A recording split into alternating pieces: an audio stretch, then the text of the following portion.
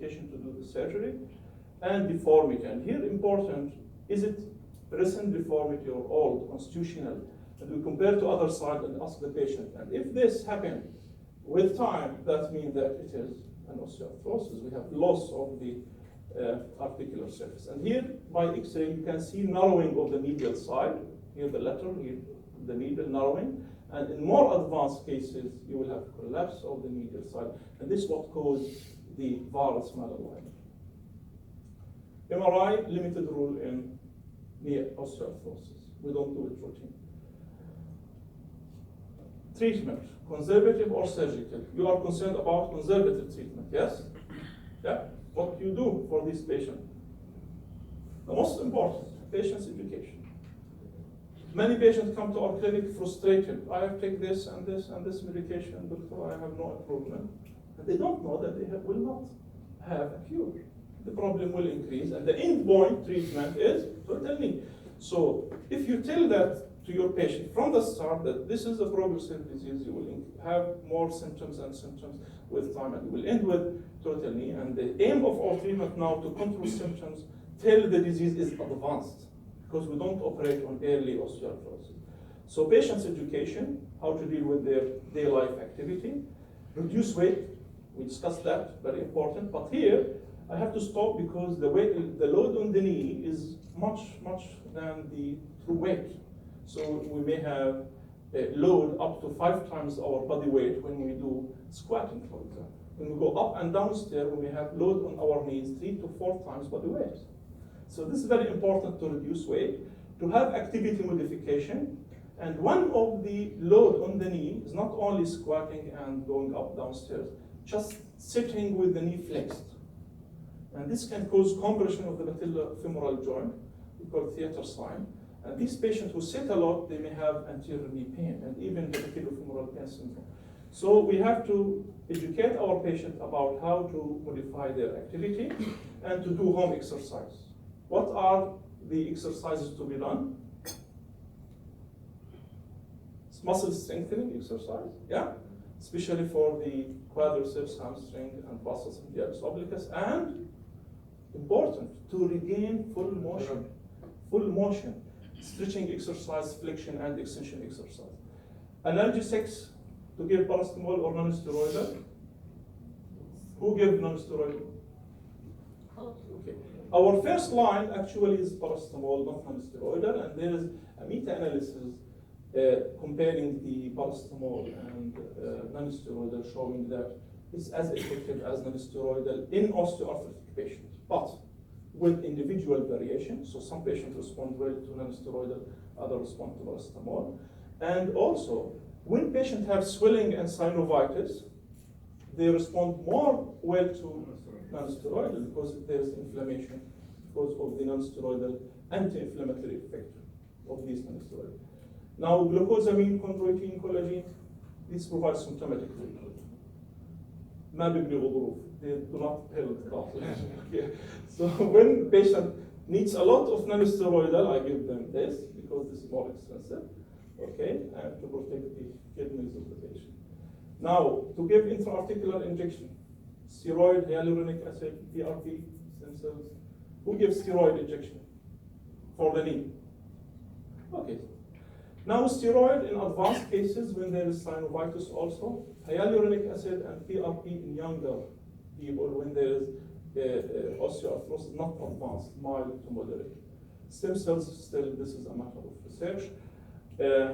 This case, advanced osteoarthrosis, what to give if the patient does not respond to paracetamol? Which type of injection? Who will give steroid? Steroid, even if there is no effusion, this is advanced. This is advanced osteoarthrosis. So if the patient refuse surgery, this is indication for surgery. So if refuse surgery, we give steroid, but not hyaluronic acid and PRP. Okay, physical therapy is important, and here our case, you see, he cannot extend. Most of the time, I tell the patient how to do exercise at home by their own. But when I see this, I send them for physical therapy, and when they have full extension, I tell them, okay, you can do it at home, okay? Because our patients, costly for them, we don't have to afford them. offloading braces and walking aids عكازة متى بتستحمل مرات تستخدم عكازة. إذا المصل weak لازم يمسك عكازة. Otherwise it may give way. And I have treated many patients with hip fracture because of falling down, okay, because of knee problem. Offloading braces, patient advanced case need total knee and refuse surgery, and he has varus. Sometimes we give brace just to push the knee to correct partially the alignment. Okay, what's this? We have two groups of patients. The aim of treatment is different. I don't treat this like this, okay? So this, our treatment depends on the age, activity level, the stage of osteoarthrosis, the presence or absence of malalignment.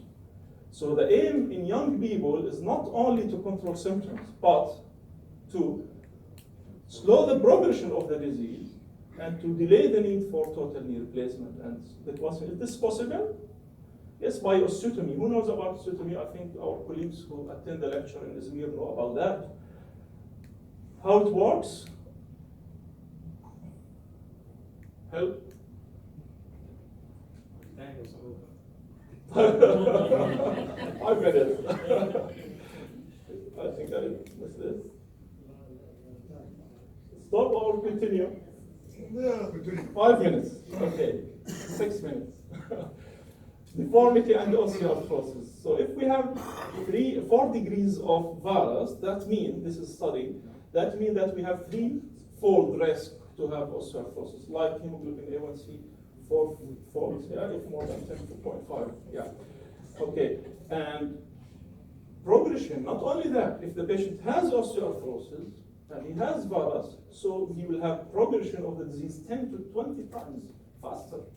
So we have to correct this deformity to slow the progression of the disease. So what happens if we do this? This is the patient and we do this. What happens? We shift the load from here to here. So there is a study by Professor Lobenhofer and Jens Agnes Kirchner in Hanover, show that if we shift the mechanical axis from 0% here, 0 point to 62 point, this means that we decrease the load here on the medial side from 2/3 to 1/3. So from 65% to 30%, 35%. So this is the way how it works. It unloads the medial compartment. It increases the load on the other normal, healthy compartment. And it reduces pain and improves symptoms. And it slows the progression of the osteoarthrosis. And the most important, delay the need for total knee in these young people. So if you treat these patients, they have failed conservative, then refer to a surgeon. And you would like to know what we do for these. Okay. Arthroscopy? No. We don't do arthroscopy for osteoarthrosis, except if there is loose body, there is meniscal tear causing more pain, flap, but not for osteoarthrosis itself. And this is very important. If the patient has osteoarthrosis and has meniscal tear, we tell them before the operation, you will not be cured after the operation. This is only for the meniscus, and will still have pain, and it may progress to have total knee in the future. If he doesn't accept, we don't do the surgery. Because unexpected result, this is the failure of the operation. Okay, unicondylar knee, total knee or osteotomy. I'll give you just here short. This is unicondylar, which means that we replace only the diseased part. And this provides rapid recovery. And it's a less invasive procedure. You see how this small wound and the patient can, at 2 weeks before removal of stitch, can walk and can bend the knee. And unicondylar now is available in Jordan. I don't know if it's available here. Now, what's also of advantage that we do only minimal invasive and only resurfacing of the diseased part. So we preserve the bone, which make future revision surgery easier. Okay, and also this provides full flexion.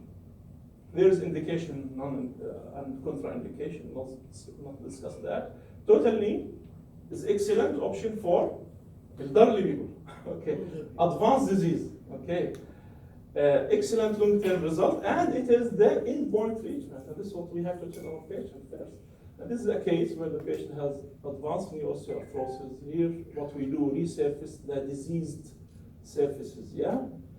And here the patient, 2 days after, he can walk, and we always allow our patient to walk early, the second day after the operation, and allow him to do flexion exercise for the knee. And this is against the belief of some patients and even some doctors that after total knee the patient cannot bend or cannot walk for months. This is not true.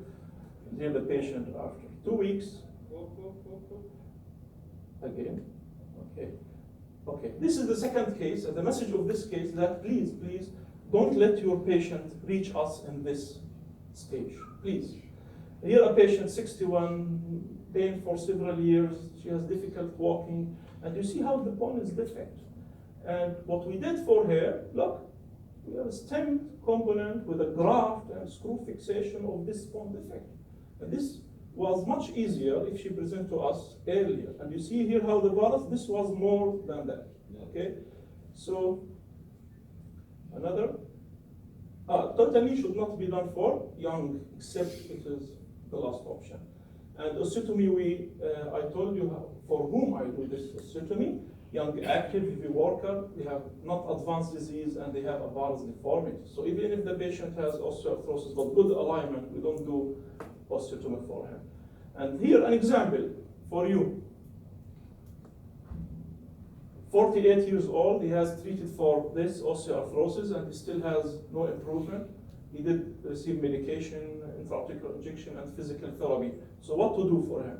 Wait till the disease is advanced and to do total knee, or you have to do something total knee. Unicondylar, osteotomy, because this is the ideal indication. The patient is 48, young, okay, young, okay, likely, okay. And he has moderate osteoarthrosis, not advanced, and he is complaining and has a varus malalignment. So this is the ideal indication to do osteotomy. Here pre-op plan, here the osteotomy, our plan, and here the osteotomy. And here the patient only the third day after the operation can move, he can walk, and we allow our patient to go to early weight bearing. The results are good in the literature, okay, and there is evidence that it's effective in up to 20 years, okay, in properly selected patients. So we have to select our patient. Now, how to treat this patient? This is the last, near the last slide. How? This is very advanced, you see? You see how the patient, because she was treated conservative till this stage. Okay, this is an indication for replacement. But you see here that the bone is defect, like that case, and we did a graft and screw. But fortunately, in this patient, the bone quality was good, that we did not put a stem. So if the patient presents early, we don't need to do this. Okay, so take home message, knee pain is a symptom, it's not a disease. So we have to define the cause and treat the cause. Okay, conservative treatment should be, should include the patient's education. Physical therapy is most important treatment in many patients, in many indications. Don't do more harm. Like what? To give non-steroidal for a long time for these patients, and to give steroid injection for tendons, quadriceps or patellar tendon. Once conservative treatment failed, refer to a surgeon. Patellar instability is a complex, not for you, even for orthopedic surgeon. So if you have a patient telling you that my patella is going out, refer him to, not orthopedic, to a knee surgeon, because this is a very difficult problem. The aim of treatment of knee osteoarthrosis is to control symptoms and improve the quality of life. But in younger people, the aim is also to delay the progression of the disease. Osteotomy is indicated in young active patients. Knee arthroscopy has limited rules in treatment of knee osteoarthrosis, and joint replacement is very successful endpoint treatment. Thank you. Thanks a lot, Dr. Ahmad. كان معنا حق لما كان وعملت. You are so expert. Thanks a lot. Yes. Yes, Doctor. Thank you so much for this. Thank you so much. It was very informative. So I was wondering about the networks about quinolones causing tendon rupture. Yeah. Have you seen this? Yeah, frequently, especially in elderly people. Okay. Especially in women having recurrent UTI, they prescribe a lot of quinolones. And I have treated many patients with quinolone-induced tendinopathy. What do you do for them? Conservative, like I said, and sometimes we give them PRP, but never steroid. Yes, But the most important to stop this. Yes. الله يعطيك العافية. الله يعافيك. كثير كنا نسمع عن إليزاروك مش بتعرف يعني we can use إليزاروك money with deformity or Yeah, sure, but not for simple deformity. Yeah. This is indicated only for a complex deformity. So when you have to correct alignment, do rotational correction, and do lengthening. So most of my patients, I do this type of surgery. For example, the last month I have a patient, when I did the plan on computer and I measured the difference in length, there was a 4 centimeter shortening. So I give him length 2 centimeter by correction. But after that, the difference is 4. So I didn't do the surgery for him, and I referred him to a surgeon who's doing Elizarov. There's indication, but limited. Dr. Ahmed, what is the prevalence of osteoarthritis in young age group? It's not common, actually, but usually common secondary osteoarthrosis. And I'm treating a lot of players, and even Olympic players in Jordan. And they have new problems. Like when you have a meniscal tear, and unfortunately, this is very important, that some of these patients who are professional athletes, they are treated by meniscectomy. And when they do that, you know why? Because they want to go back fast for their sport. They cannot wait for 8 months rehabilitation after meniscal repair. So myself, I refuse to do surgery for them. If they need repair and they insist for resection. So these patients with trauma to the joint, chondral lesion, meniscal lesions, instability, some patients have ligament instability. All these are a risk factor to develop osteoarthrosis. But primary osteoarthrosis in young is rare. It's not common. Yeah. Do you believe with the glucosamine and chondroitin as adjuvant therapy? Yes. I told you. How it is work? Yeah. Now, in the literature, they found that it improved the symptoms and improved the mobility of the joint. But they are not a disease-modifying agent, so they will not decrease the progression of osteoarthrosis. So what we do, we prescribe it as analgesic for symptomatic treatment, but to whom? Not all patients, because you know this is more expensive. Because so many studies talk about that's time wasting to use glucosamine. I tell you, I don't use it routine. To whom I use this? For patients who are not responding to paracetamol or need a lot of local injection or needs a lot of non-steroidal. And this is when you weigh the benefit risk, I choose these supplements. Any other question? Yeah, it's a good question. Now, we have Baker cyst in young people, okay, even sometimes in children, I don't know if you know about that. So we don't treat it asymptomatic. But most of our patients, older people who present with Baker cyst, the Baker cyst is not the disease itself. It is secondary to a meniscal tear or osteoarthrosis because, you know, I describe for the patient like a hernia. I say to them, it's like a hernia. When the fluid in the joint increase and they push toward the weaker point and they go out, yeah, it's like a hernia. So when the fluid inside the knee decrease, the Baker cyst decrease most of the time, but not always. I'll tell you. So we treat the cause, not the cyst. But sometimes you see a patient with osteoarthrosis, not indicated for total knee, moderate osteoarthrosis, but he has a Baker cyst or she has a Baker cyst which is large and causing discomfort. We do surgery. But we tell the patient that this may not improve the symptoms of knee pain because she has osteoarthrosis. And the second point, that she may have recurrence. This is very important. But you can try, before going to surgery, aspiration and steroid injection. It is effective, but with high rate of recurrence. What's the cause from this children? It's there. No specific cause, but it's observed that. No. This is primary. It's like bursitis, like synovial cyst. Okay, how hernia in children. So, but this does not need. Again, thanks, Dr. Ahmed. Tomorrow we will start at 9:30 a.m. sharp, please. Good luck. السؤال اذا هذول عملوا عمليات بيقدروا يسجلوا بصلاة بعدين؟ مين؟ اي عملية عملت بس العمل الفيسبوك صلي اذا حابب بس مش كلهم عشان ما اوفرلود بالبروسيتيك جوينت، لانه اذا عمل لود بقلل ايش الديورابيلتي، بهمنا ما نعمل ريفيجن.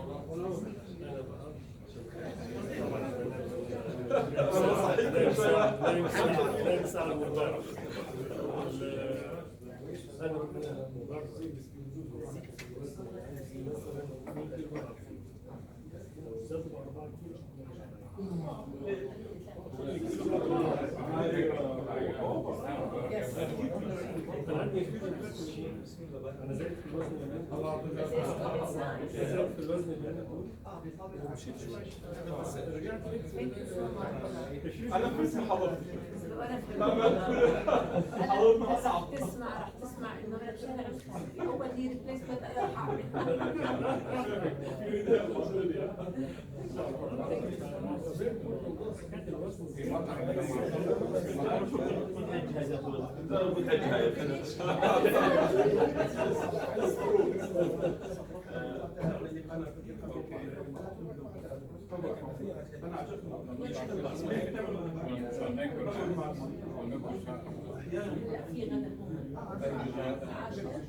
روح على الموقع خذ اللينك احكي عن الموضوع صعب. ليش بس في واي فاي على المولات اهم من الدواء شو الدواء خذ بس ولا انا مستشفى بدون استيرويد